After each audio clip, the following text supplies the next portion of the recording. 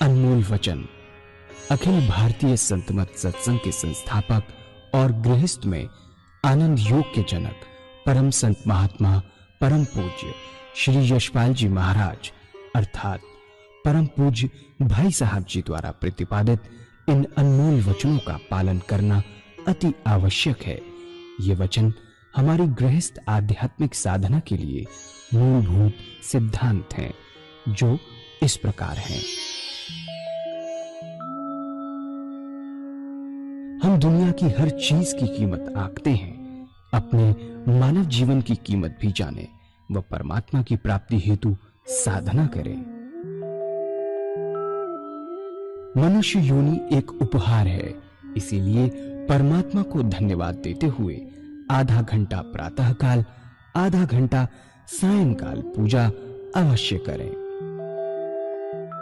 सत्संग, सतनाम व सद्गुरु को प्राथमिकता देते हुए इसी के आधार पर ध्यान योगाभ्यास अवश्य करें व गृहस्थ के कार्यों को परमात्मा का कार्य समझकर उसी की याद में संपन्न करें। हर समय ये ध्यान रहे कि गुरु कृपा द्वारा परमात्मा की पवित्र सत्ता का हमारी आत्मा में वास है, अतः मन में निरंतर अपने इष्ट देव का जाप करें। मान सम्मान की इच्छा न करें व अपमान से दुखी न हो। परमात्मा के अतिरिक्त किसी और का भय न करें।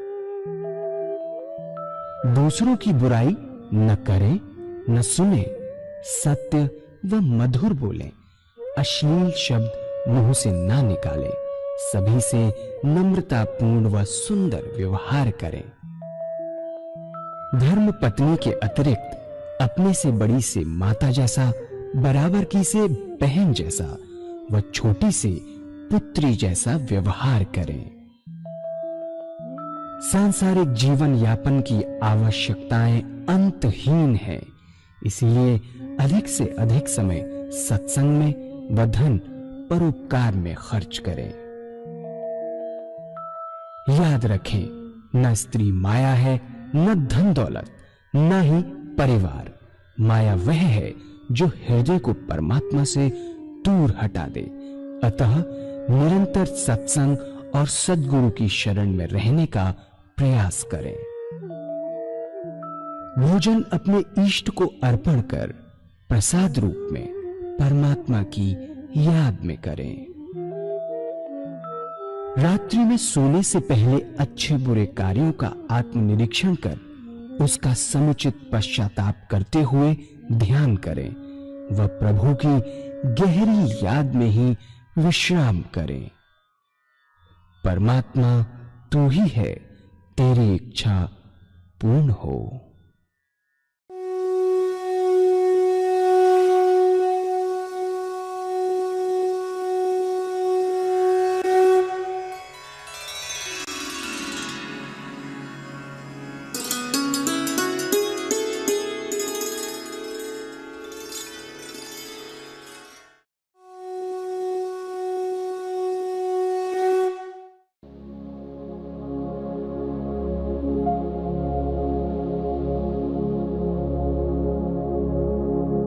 जय सद्गुरुदेव जय पद शरणं श्री यशरूप चरणों शरणं।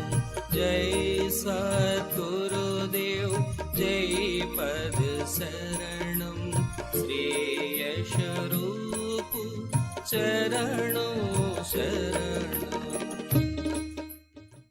हम लोग गृहस्थी हैं, सारा समय तो ईश्वर को दे नहीं सकते। जब हमारे पास कोई काम नहीं, वह समय तो दे ही सकते हैं। इसके लिए कुछ नित प्रति के कार्य ऐसे हैं जिनमें बुद्धि की अधिक आवश्यकता नहीं पड़ती। रूटीन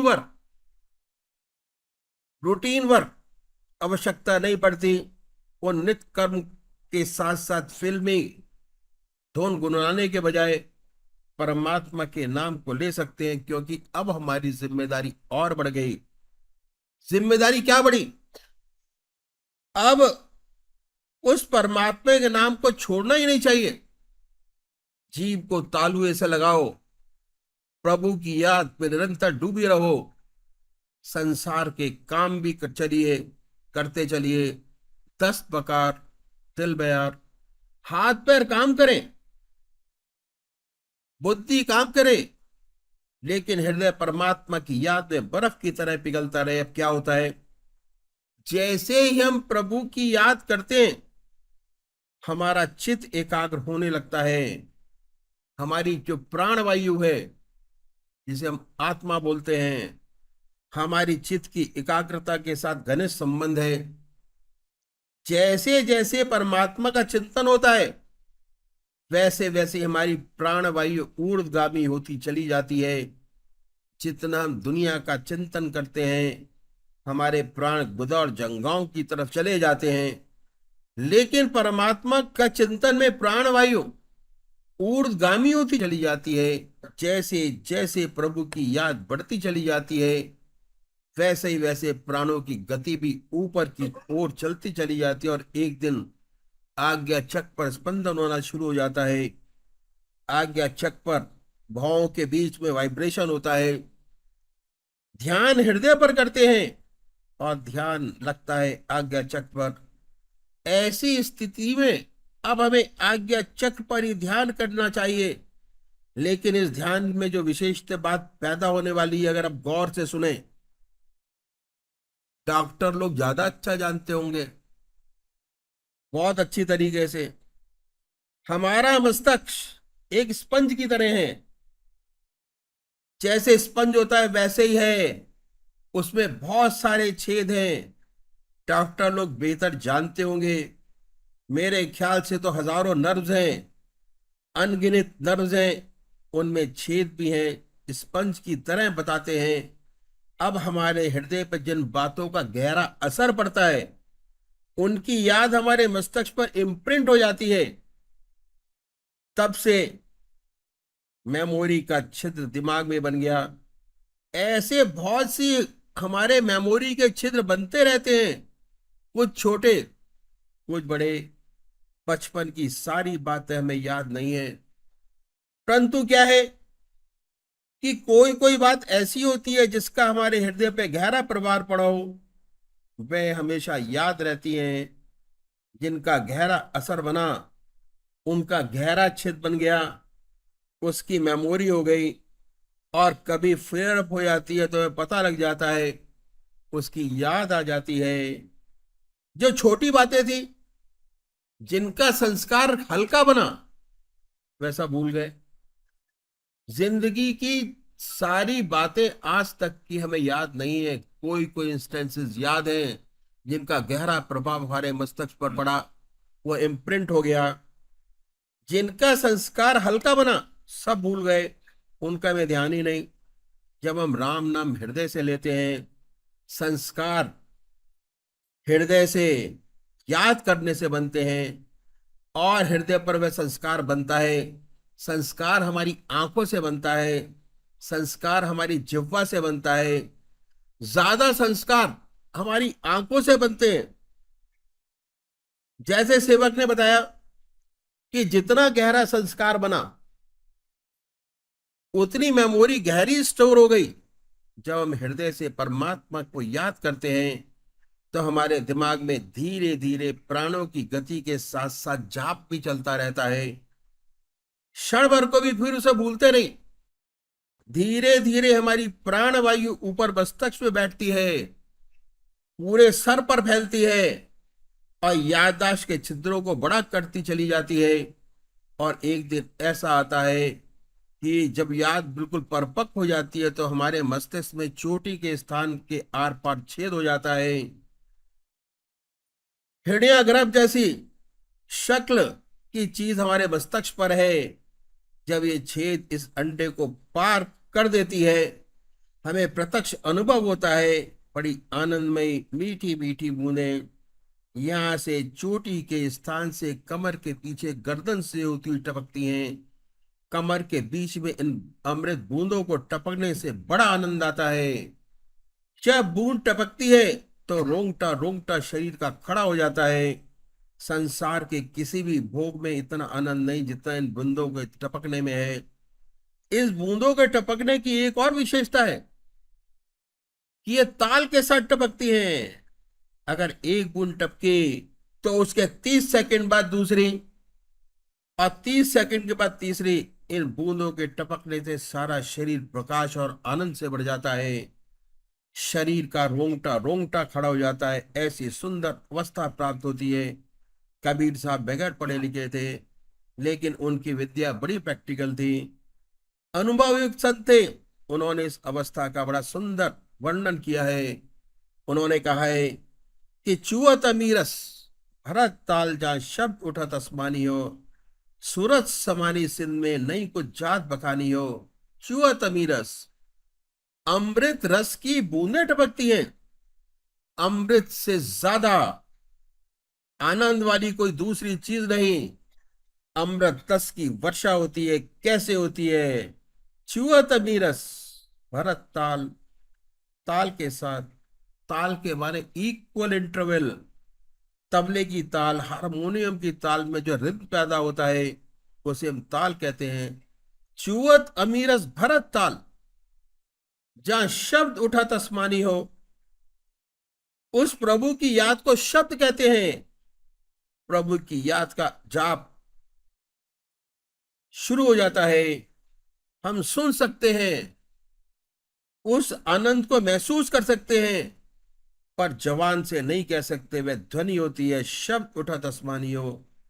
ये शब्द हमारे हर अंग से निकलना शुरू होता है। ऐसा मालूम होता है इंदी सुंदर अवस्था बनती है। आगे कहते हैं, सूरज समानी सिंध में नई कुछ जात बखानी हो। मन ऐसे एकाग्र होकर रह जाता है।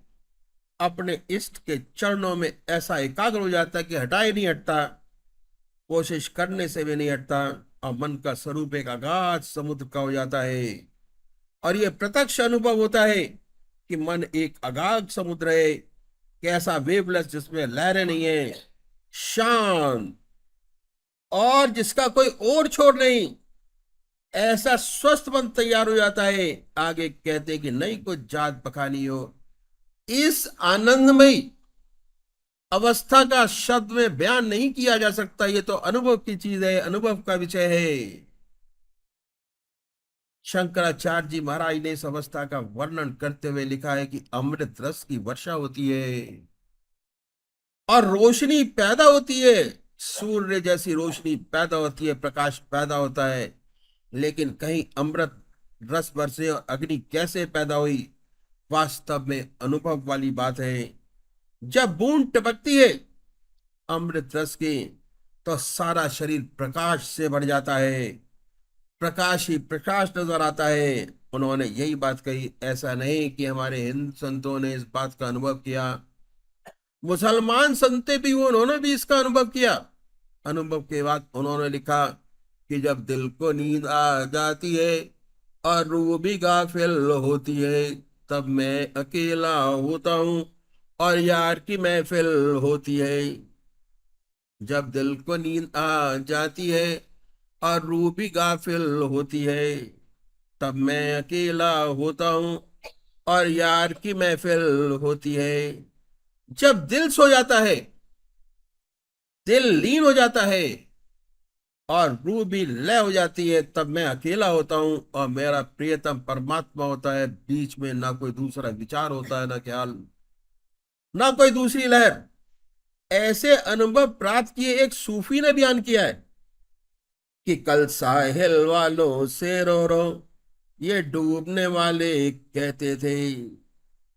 कल साहिल वालों से रो रो ये डूबने वाले कहते थे। जो मौज डुबा दे तूफान को, वह मौज भी साहिल होती है।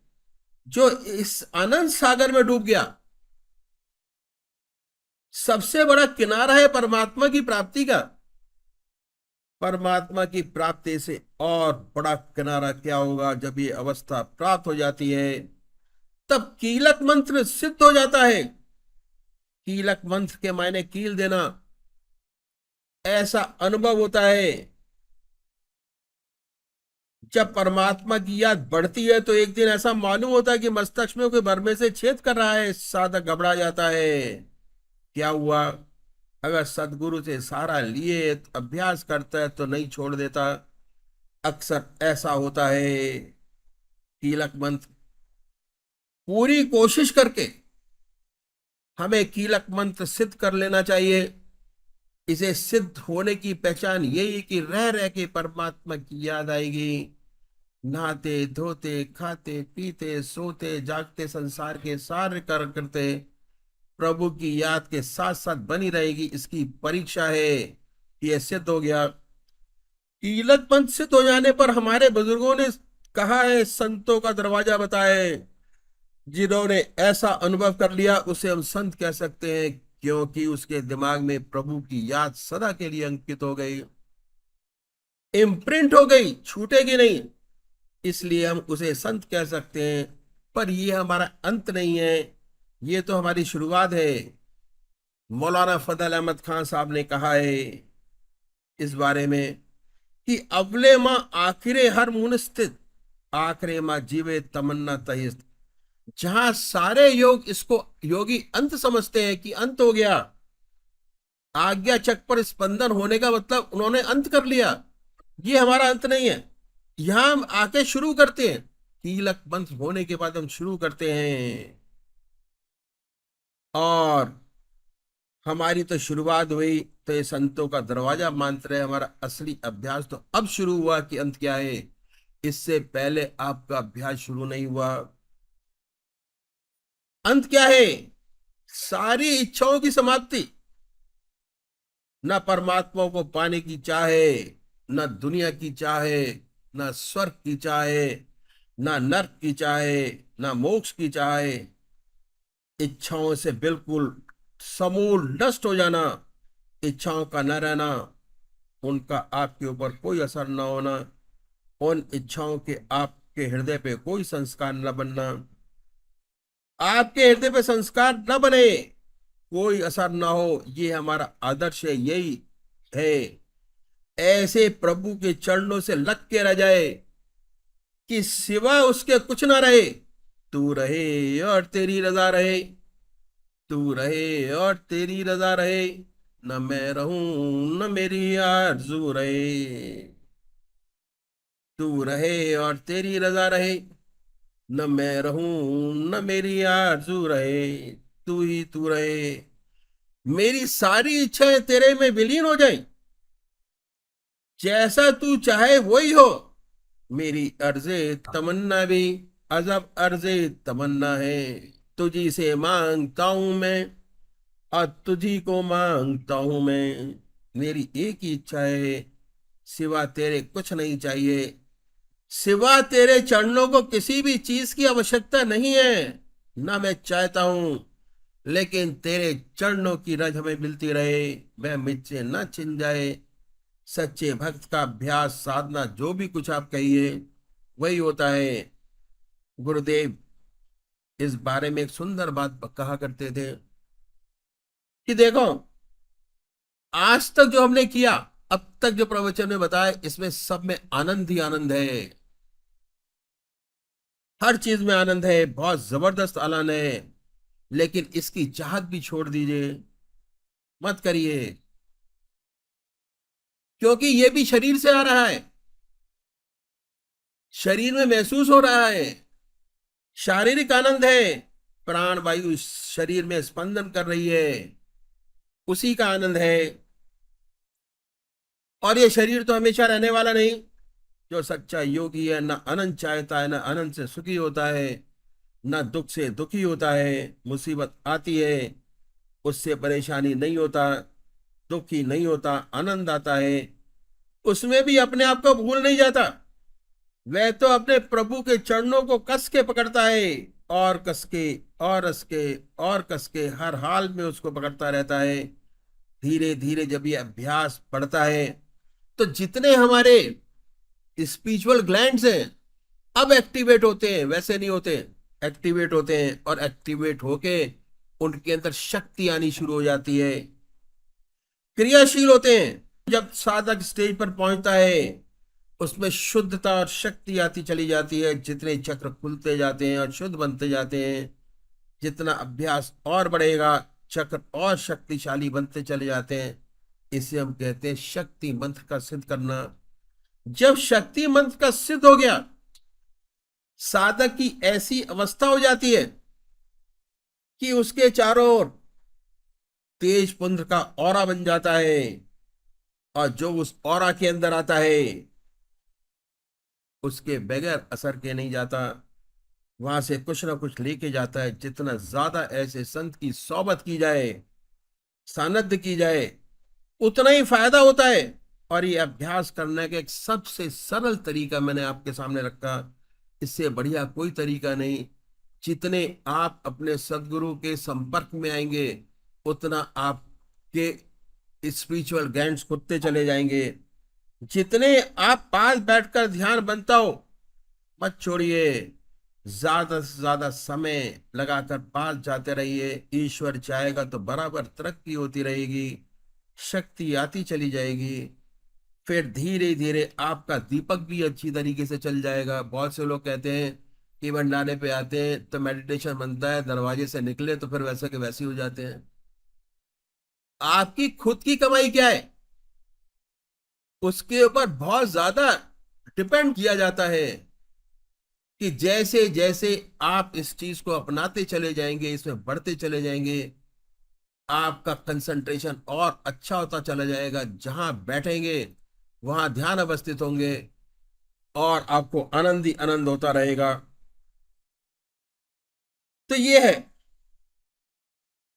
बीज मंत्र के काबिल बने, मैंने आपको बनाइए। और जब तक चैन ना ले, जब तक चित्त एकाग्र ना हो, उसके बाद बीज मंत्र से आप उसको कीलक मंत्र बनाइए। कैसे अपने अंदर वह शक्ति, अट्रैक्शन पैदा हो, जिससे दूसरे लोगों हमारे अंदर आकर्षित हो, उसमें ही वो सद्भावना पैदा हो जो आपके अंदर पैदा हुई है मेडिटेशन करने से। परमात्मा का प्यार पैदा हो, भक्ति भाव पैदा हो, और ईश्वर की तरफ आगे बढ़े। बीज मंत्र, कीलक मंत्र, शक्ति मंत्र से आगे और भी स्टेजेस है, पहले यहां तक पहुंच लें।